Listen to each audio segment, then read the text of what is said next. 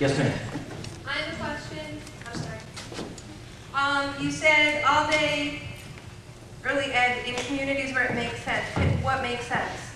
Well, I think it makes sense in every community, personally.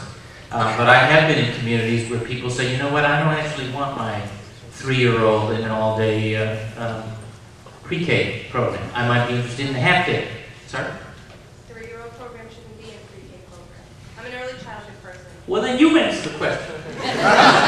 No, seriously. You tell me what you think makes sense. I think the availability for good quality child care, which is nurturing as well as educational, and I think we lose sight a lot of times of the nurturing part. Because if you don't take care of children's social emotional needs, they're not going to learn. Yes. And that's what's happened in the public schools, certainly in the city of Boston, which is where I work. Okay.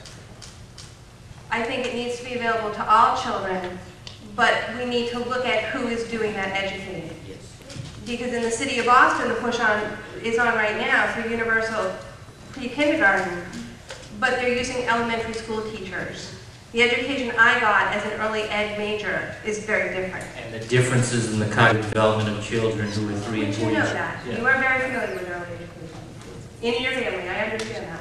But I think that really needs to be put out there. It's very different from elementary ed, and it shouldn't be treated the same as elementary ed. And if it's not treated the same, then more people will buy into doing that with their children. You know, this is a really important point, and it gives me a chance perhaps to clarify. I'm not talking about having 3-year-olds sit at desks the way kindergartners do and first graders do, and do, you know, drills and so. I'm talking about age appropriate, and I am talking about nurturing. The point I was making only is that I have been in communities where people say, where families have said, you know, different socioeconomic conditions and so forth, and families have said, look, we provide this for our kids.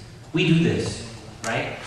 Maybe not in the setting that's based in the school or is an affirmatively educational setting, but we do this for our kids. And you know what? I get that. In Milton, we do that for our kids. The point is, how do we make it available for the folks? Sometimes we do. Yeah, well, and how do we make it available for the folks who can't write that check?